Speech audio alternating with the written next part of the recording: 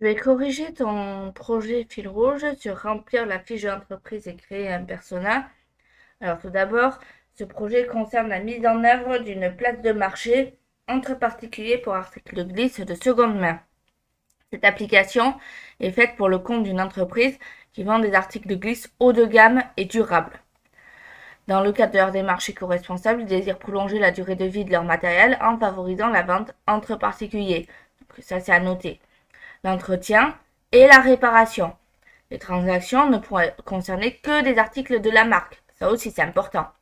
Ils peuvent pour cela mettre à disposition leur base de données d'articles et d'accessoires associés. Collecter les besoins, cerner le contexte. Afin de vous approprier le projet et d'en préciser le contexte, il faut établir une fiche précise de l'entreprise concernée. Nom, type d'article de glisse proposé, historique de l'entreprise, géographie du marché, qu'est-ce qui distingue cette marque des autres.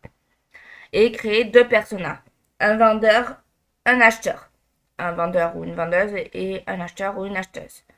Et mettre les personas en PDF. Donc là, si on ne sait pas ce que c'est un persona, on a la réponse ici. Donc, hop. On va commencer par la fiche d'entreprise. Donc, on a le nom ici. Donc, LTZ Snow et Snake et Skate, pardon. Type d'article proposé, snowboard, ski, skateboard, surf, accessoires. Équipement de protection, pilote d'entretien du matériel. Historique de l'entreprise, donc on a le fondateur, Sardourné Guillaume. Date de création 12 juin 2015. Étape clé de croissance. Ça a été fondé en 2015. En 2016, il y a eu une boutique en ligne ouverte. En 2017, ouverture d'une première boutique à Clermont-Ferrand. 2018, expansion sur le marché européen et ouverture des points de vente en Italie, Suisse. 2023, ouverture d'une première boutique au Canada.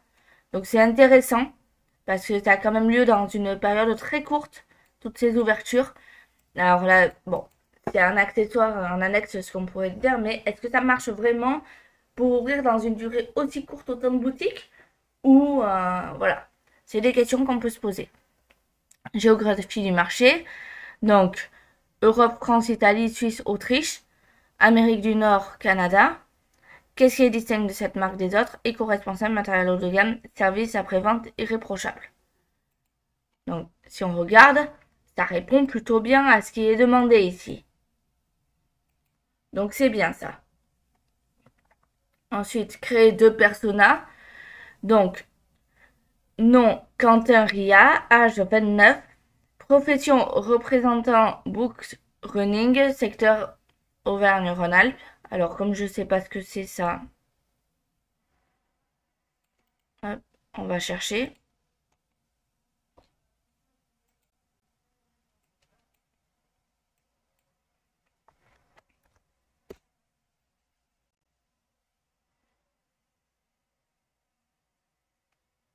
Ok, c'est quelque chose qui vend des vêtements, etc. Très bien, donc c'est une marque. Quentin est passionné par les sports de glisse depuis des années. Il pratique aussi le trail et fait beaucoup de compétitions. De ce fait, il renouvelle régulièrement ses équipements pour performer au maximum lors des compétitions. Donc problématique, Quentin souhaite pouvoir revendre ses anciens équipements de ski pour financer l'achat de nouveaux matériels. Il est attaché à la durabilité et au respect de l'environnement et voit dans la revente une façon de prolonger la vie utile de ses skis et snowboards. Il est intéressé par une plateforme qui met en avant les produits de qualité et qui partage ses valeurs éco-responsables. Objectif, vendre ses équipements, trouver des acheteurs rapidement. Donc, c'est bien.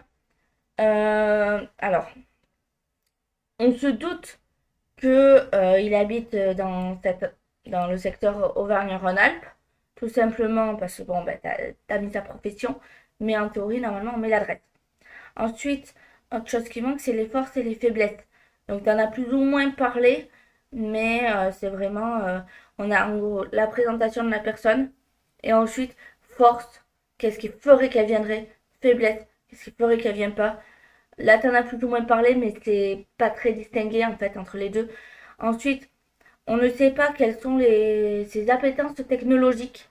C'est-à-dire, euh, si on prend une personne lambda, par exemple, de 29 ans, est-ce que en utilisant le numérique, elle s'en sort ou pas? Parce que j'ai connu des personnes qui avaient 18 ans et l'informatique, c'était absolument pas leur truc. Ils ne maîtrisaient pas l'outil informatique. Donc c'est pour ça. L'appétence technologique, c'est important. Quelles sont les applications ou les sites que la personne utilise aussi? Est-ce que par exemple, elle va aller sur Facebook ou pas? Quels réseaux sociaux? Voilà. Donc ça, c'est important de le noter dans des personas. Alors là, tu as fait un persona rédigé, mais si on regarde, donc je reprends un nouvel onglet, persona, hum, écrire persona marketing, voilà. Et si on regarde les images, on peut voir qu'en fait, ils sont tous designés, les personas. Donc voilà. En général, on fait plutôt des personas designés parce qu'on arrive mieux à accrocher à ce type de persona qu'à des personas rédigés. Mais ça ne veut pas dire que ce que tu as fait, c'est fou, hein. Pas du tout. Mais c'est plutôt un conseil que je te donne de les faire comme ceci. Ok, on passe à l'acheteur. Alors, tu as fait des personas e-acheteurs. Donc, Calonge Laura, 32 ans, ingénieur environnement. Laura est passionnée par la nature et le respect de l'environnement depuis ses études d'ingénierie en environnement. Elle pratique le ski et le snowboard depuis son adolescence et attache une grande importance à la qualité et la durabilité des produits qu'elle achète. Elle préfère acheter des articles de seconde main afin de réduire son empreinte carbone. Donc ça, c'est très bien. Pourquoi? Parce qu'il fait le lien entre la profession et la personne. En général, la plupart oublient de faire ce lien-là. Ils créent un peu, entre guillemets, au hasard les personas, mais il faut toujours lier la profession à la personne. Pourquoi elle utiliserait le site en tant que professionnel? Problématique. Laura recherche de nouveaux skis. Après avoir récemment vendu ses anciens équipements, elle souhaite trouver un modèle durable et de qualité tout en contribuant à l'économie circulaire en achetant des produits de seconde main. Elle est intéressée par une plateforme qui valorise la durabilité, l'entretien et la réparation des équipements. Objectif, trouver des équipements haut de gamme et durables. Achat de matériel de seconde main. Donc, c'est bien aussi, mais comme pour le précédent, il manque des informations, l'appétence technologique, etc. Mais sinon, c'est bien en soi. Tes personnages sont clairs. Donc, c'est très bien. Continue comme ça.